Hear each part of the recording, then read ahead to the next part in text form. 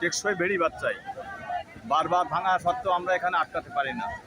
এখন আমাদের এই এলাকাটা, অত্র এলাকাটা এ পর্যন্ত প্রতি বছর একবার দুবার দেখা যায় যে ভেঙে গেছে।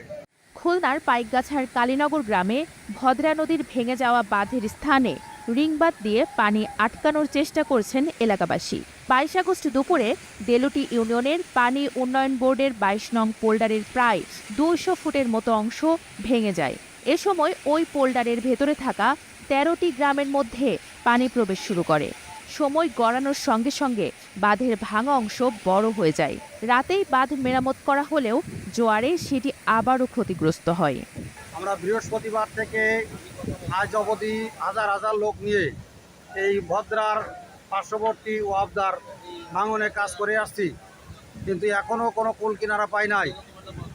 আমরা বর্তমান সরকারের কাছে বড় জোর দাবি রাখি যে টেকসই বেড়িবাঁধ ছাড়া আমাদের রক্ষার কোনো উপায় নাই। 24 আগস্ট পর্যন্ত এই বাঁধ মেরামতের কাজ করেছেন শত শত মানুষ।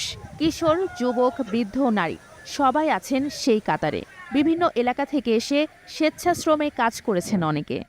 আইলা, সিডর, আমপান, সর্বশেষ রেমেলে আমরা প্রত্যেকটা পোল্ডারে আমরা বারবার বানবাসী হয়েছে। আমাদের সেই 70 দশকের নির্মিত যে বেড়িবাঁধ, সেই বেড়িবাঁধগুলো দুর্বল হয়ে গিয়েছে। তারপরে এই জলবায়ু পরিবর্তনজনিত যে ঝুঁকি, অস্বাভাবিক জোয়ারে এবং আমাদের যে প্রাকৃতিক দুর্যোগে বারবার আমাদের এইখান থেকে 3 মাস আগে আমাদের তেলিখালি ভেঙে আমাদের এই 22 নং পোল্ডারের 13টি গ্রাম প্লাবিত হয়েছিল। আজকে এই কালীনগর এখানে এই অতি জোয়ারের জন্য ভেঙে আমাদের এই 13টি গ্রাম আজকে প্লাবিত হয়েছে। ইতিমধ্যে আমাদের এখানে কোনো সাইক্লোন শেল্টার নাই। আমাদের যে কলেজ স্কুলগুলো আছে সেখানে অস্থায়ী সাইক্লোন শেল্টার হিসেবে আমরা উপজেলা প্রশাসনের নির্দেশনায় আমরা ঘোষণা করেছি।